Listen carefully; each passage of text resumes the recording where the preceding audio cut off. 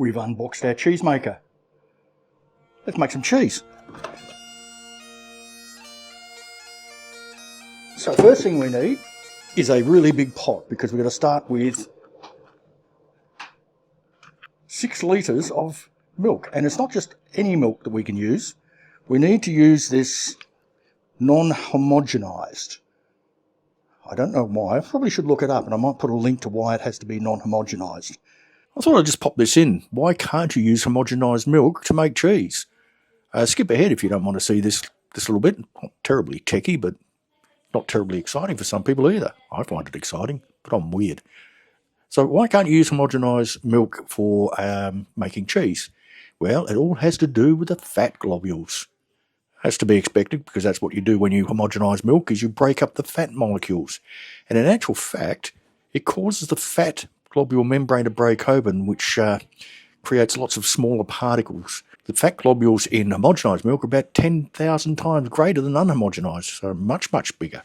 And this causes several problems. It does shorten the rennet coagulation time, but it causes slower draining of the curd, which decreases our yield, and doesn't make the right sort of curd, or a very good curd for cheese making. It's a mechanical process rather than a chemical process, as we can see down here. But they can use chemicals sometimes to speed things up. The process itself, you heat the milk up, which we're going to do anyway, so that's not a bad thing. But it's put through a centrifugal milk pump, and then it's basically sort of crushed, 2,000 to 6,000 psi, to force milk to flow through 2 flat abrasive discs which are clamped together. So it breaks the milk up. Because the fat globules are broken into thousands of smaller fat particles, they won't float to the top. And that's all it really does. So it shouldn't hurt you if you're drinking it, but no, cheese, no. Let's get back to it. But that just means we have a separate layer of cream at the top. So we're going to pop this in here. We're going to start with a really big pot, because we need 6 litres of this. I'll put my thermometer, which came with it, clips on the edge like so, which is really nice. Oh, a big blob of cream just came out. So we're really going to have to shake these up, because we can see the cream sitting on the side there, which is what the non-homogenised means. It means our cream has separated.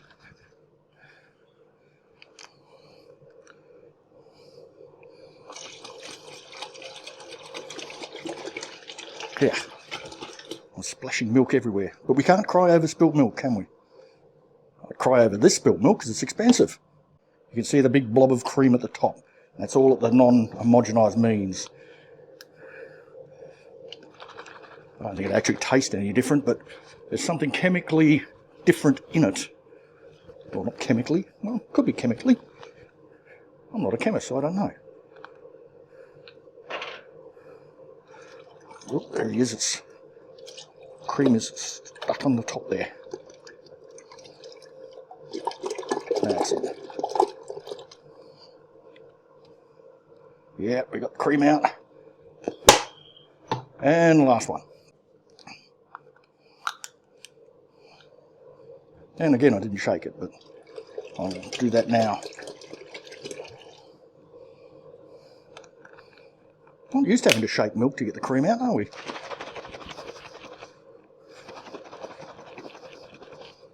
There we go.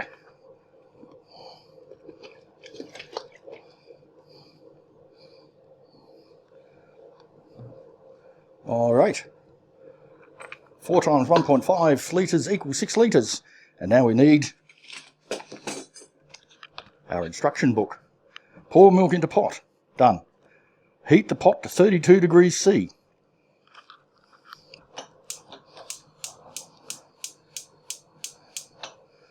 And that may take a little time. I'll pop the lid on, and we'll keep a close eye on this temperature gauge, which is sitting right now at 9 degrees. Okay, just giving it a stir every now and again to make sure it's heating evenly. And you can see the big lumps of cream in there. Not sure how we're going to get those to dissolve, but hopefully they will. Okay, that's taken about 10 minutes, and it's just under 32 degrees at the moment. Most of our cream has dissolved. Back in, we'll keep stirring it a bit. Alright, that will do us. What is our next step? Our next step is calcium chloride and starter culture. So we need 1 sachet of starter culture, which is right here.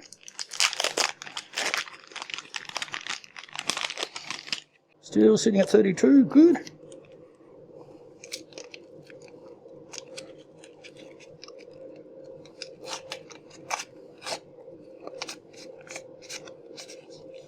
Making sure I have nice clean hands. Right, we need 3 ml of calcium chloride. Here's a little measure they gave us.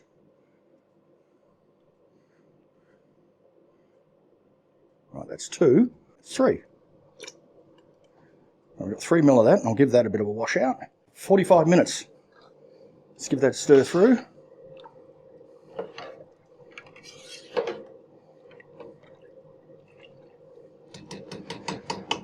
And we set a timer for 45 minutes.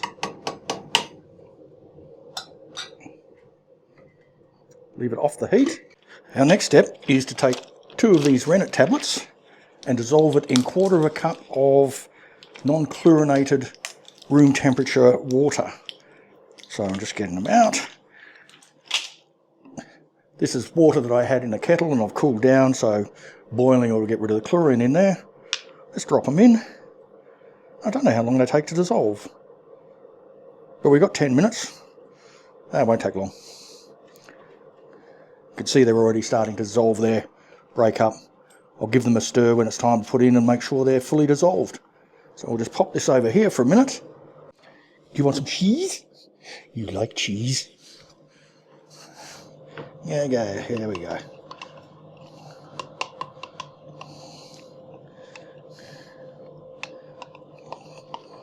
Doesn't dissolve very easily.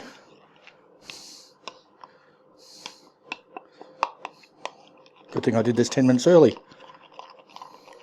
Alright, so we'll just sit over here for the next few minutes. As I said, 2 tablets dissolved in some water from the kettle, so it's dechlorinated. In it goes. And we'll give that a bit of a stir around. Holy spoon. Bless you, my son. It's a holy spoon. And then it's got to sit there for an hour. So we'll set another timer and we'll come back. Blessed are the cheesemakers, for all you Monty Python fans out there. This is our cheese knife for cutting the curds. Now, I just watched a video from somebody else in the US, and they say if we stick the knife in like so, and then we lift it up, and it breaks cleanly, it's ready to start cutting into 1 centimetre cubes. So let's do that. As we can see, it cut quite cleanly. I'll do it again. It breaks cleanly, so I think we're right to go.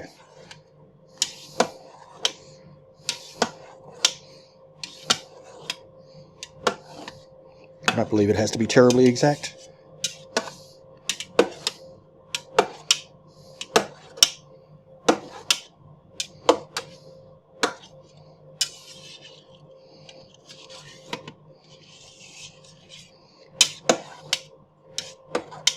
Sure we've got them reasonably small so that the whey can escape.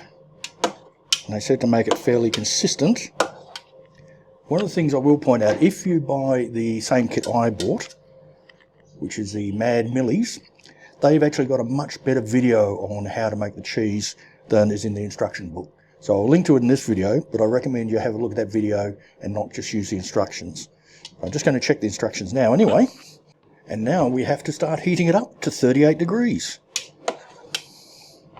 Let's just see if there's too many big lumps. We'll keep checking that as we heat it up. Waste not, want not. And let's put it back on the stove. This is where the Curmudgeon camera person would be really handy. But they'll be back soon anyway. So let's get our thermometer with its neat little catch. We'll pop that in. Here we go. It's currently sitting at about 29 degrees. The instructions also say, and I shall read them for you. Once firmly set, done. Cut the curd into 1 centimetre cubes, done. With a knife, don't use a fork. Where else would you cut it? Anyway. Slowly heat the curds to 38 degrees over 30 minutes while stirring to avoid clumping of the curds. Nothing worse than a clumped curd, I can tell you. Right, so let's put it on a nice low heat.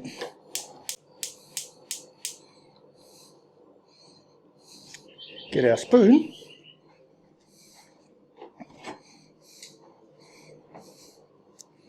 Our holy spoon. Remember, blessed are the cheesemakers. And stir. Looking for any very large lumps in there which we can break up. And there's quite a few actually. Should have been a bit more careful with the slicing of that curd. Yes, definitely should have been more careful with the slicing of the curd. We can see there's one very large piece of curd there which we're going to have to cut up. We can just chop it with a spoon. Set a timer for 30 minutes. I'll keep hunting down large lumps of curd and stirring for the next half hour until it reaches 38 degrees.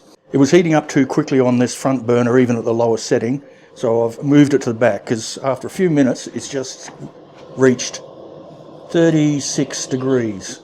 So we need to slow down the heating. Giving it a stir again to stop the clumping and find any large lumps of curd.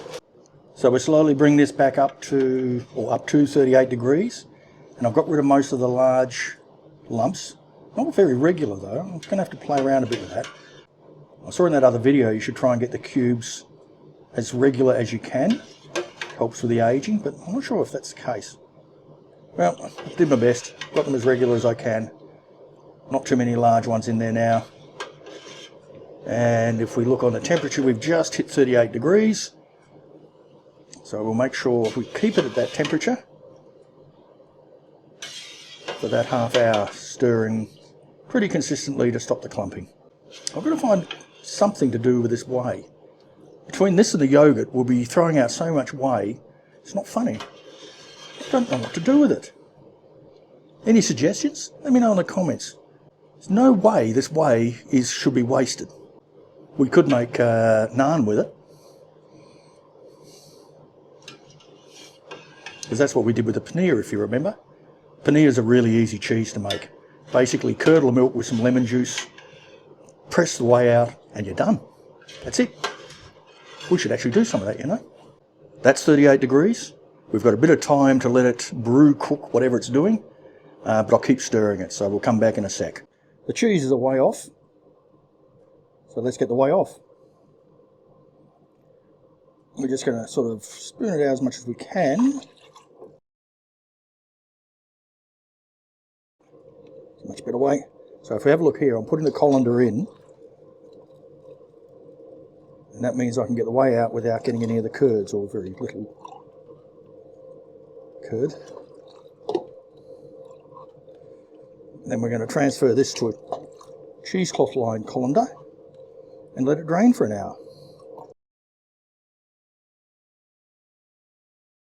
That will give me time to have my toasted sandwiches that are there, and also work out what to do with this whey.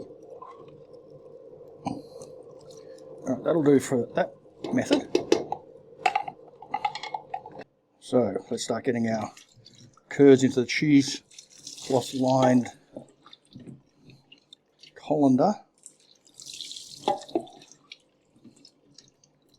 The colander's big enough.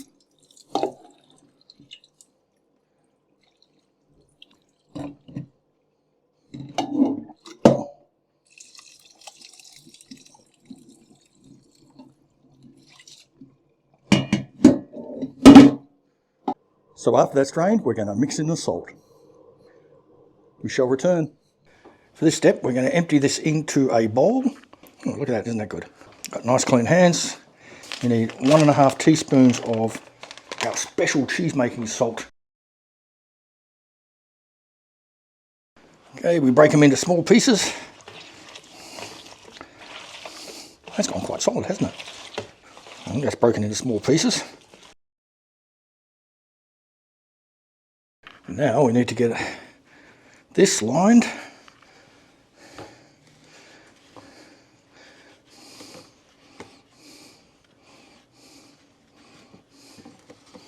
Just cut off around about there. We need a bit to cover it all up.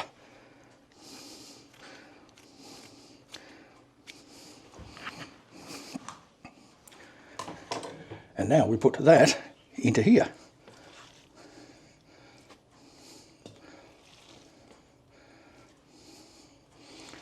Probably easier to do this with a spoon.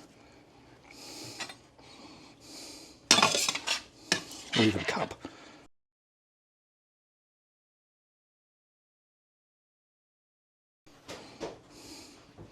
And cover it over the top, like so.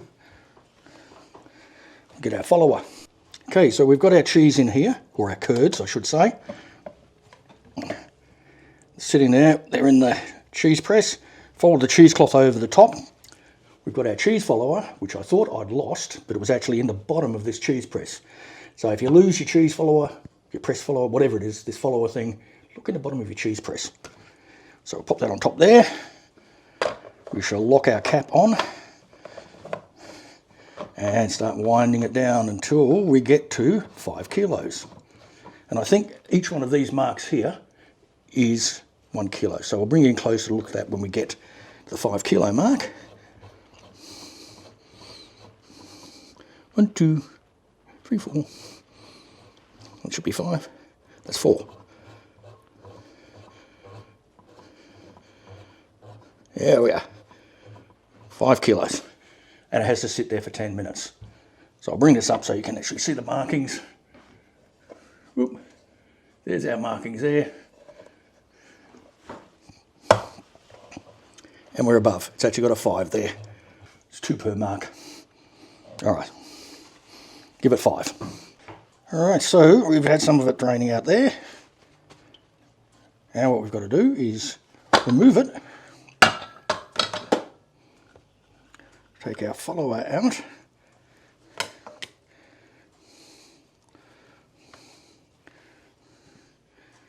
We turn it over. I'm not sure if I meant to put a completely new piece of cheesecloth on there, but I don't think we need to. Put the follower back in. Lock him back on, and now we increase it to 10 kilos for 10 minutes. 10 kilos, 10 minutes. We will be back. One last time. Let's back him off a little bit.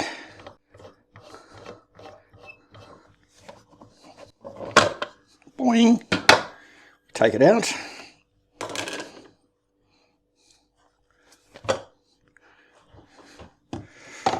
Turn him over. Pop our elusive follower in.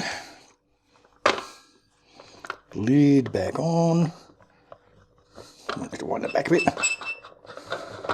Yep. Lid back on, and now we wind it all the way up to 20 kilos. So we've got to find our 20 kilo mark. Wind, wind, wind. Lots more winding. There's 15. And here comes our 20 mark. There we are. Has to stay like this for 12 hours. So let's have a look a bit closer at it. Excuse the mess, but there we go. So there it is there. We can see the, hopefully we can see the 20 kilo mark just down here. There we are, just come above the line. It's pressed in there. And it's sitting in a saucepan because it leaks, of course, as we get our whey out. Way out, man. So that has to sit here until tomorrow afternoon. All right, we shall return again. Well, we're back. This morning I had to go to work, so I had to quickly get the cheese out of the press and didn't have a chance to film that. But here it is. So we unwrapped it and we put some clean cheesecloth over it, and it was a bright white. And we can see from sitting in the fridge drying, it's now got a yellow tinge. Still a little bit damp. We've turned it over so that it can dry all over. I think another day or so in the fridge and it'll be ready to wax up. So, seen a big colour change.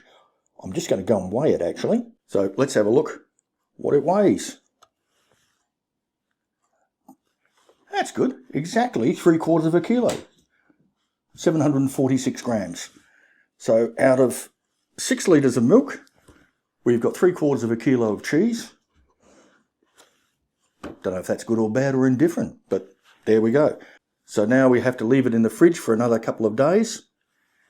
But look at that, starting to get a nice colour to it. Looking like yellow cheese. So in it goes, back in the fridge, let it dry out a little bit more, form a bit of a rind, and then we shall wax it. We're now about to wax the cheese. Doesn't that sound painful?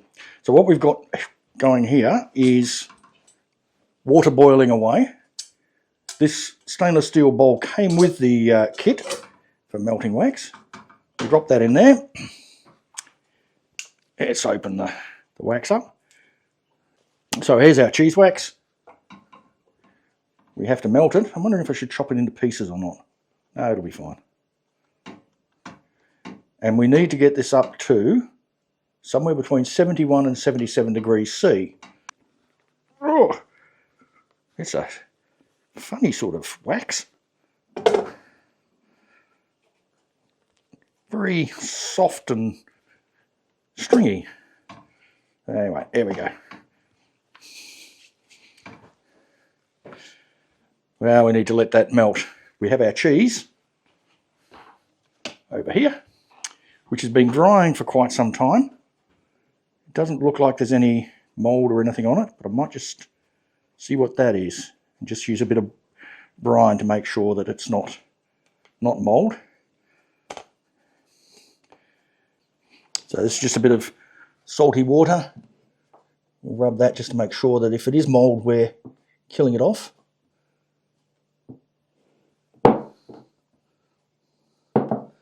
Nice clean hands. We'll dry that off. Yeah, might have been just a bit of dirt. I'm not taking the chance. Okay, that's now at 75 degrees, so we don't want to get it any hotter. But there's still some unmelted wax in there, so I've moved it over to a very low heat, down as low as it can go on the smallest burner, while we wait for the last of it to dissolve, melt, whatever it's going to do. That shouldn't be long. We'll check to make sure we've still got water in the saucepan. How long's that been? About 10 minutes? 15 minutes? 15 minutes. Yeah, so not terribly long. But still has a bit more melting to do. And it's getting too hot, so we might actually turn it off and just let it melt on its own. So there we go. As you can see, just a little bit above what I'd like to see it, but that's not a big problem, I don't think. I also saw another video where they said they actually wax at a much higher temperature with the idea that this will reduce the chances of contamination on the outside of the cheese. And it sort of makes sense. One little hint, I think I had the temperature gauge actually sitting on the bottom of the wax pan, which meant it was reading much higher than it actually is. I've just lifted it up so it's only just in the surface, and our temperature has dropped to 68. So we shall keep the heat on for a little bit more, very low, melt the last of it and make sure we do get up to temperature.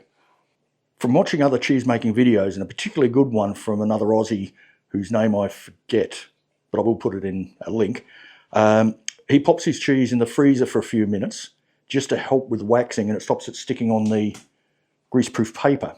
So we've got greaseproof paper down here. We'll check our temperature again, and we're on 70, so we just need a little bit more. But we'll sit our cheese once we've waxed it on the greaseproof paper. And it looks like everything's melted.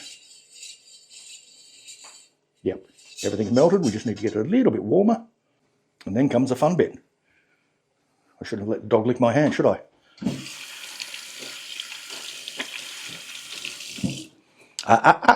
No cheese for you. So let's turn that down to maintain our 70 to 73 degrees. We grasp our cheese and we dip. And I believe we should be trying to do 3 coats. I'm going to go all the way around, like so. And just hold it for a minute or two.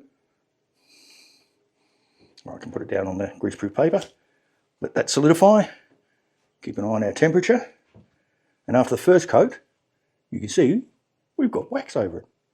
Doesn't that look good? Alright, that's cool enough to take.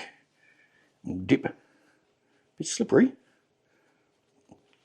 The steam's coming up. It looks so easy when everyone else was doing it, but I didn't realise how slippery that wax is.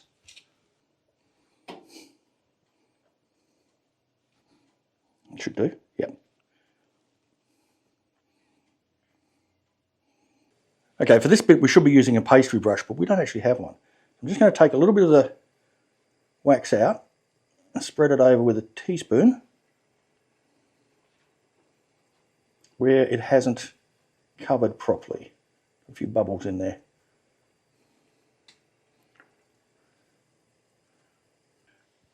There's sort of two on the sides.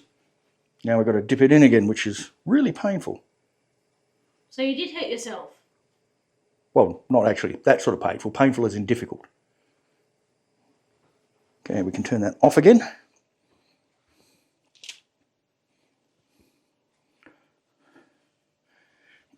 If I can get it from, there we go.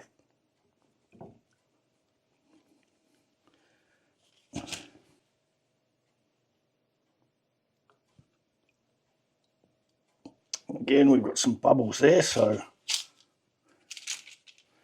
make sure we've covered that up.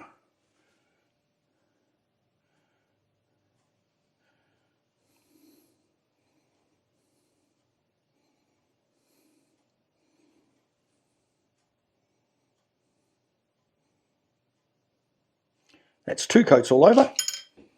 Let's give that a couple of minutes. So this should be our last coating. Let's do one side, one half.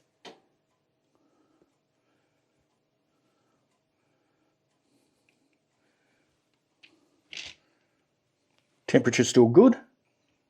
Give that a sec. And around we go again. Probably overlapping a bit, but that's good.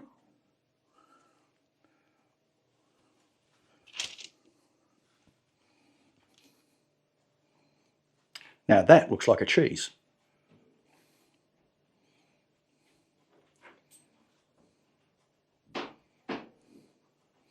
So all we have to do now is the 2 sides, which is the hard bit.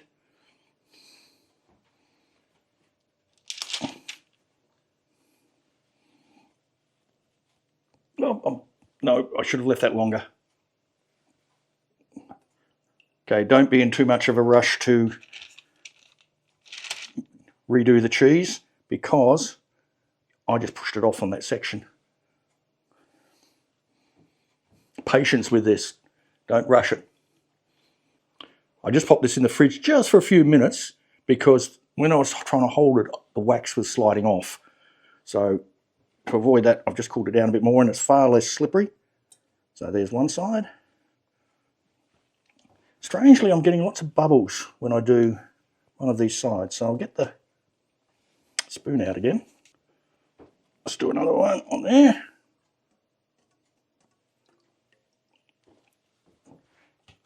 Beautiful, that side came out nicely. All right, so that's 3 full coats. We'll give it an inspection as well. I'll pop that in the fridge to harden.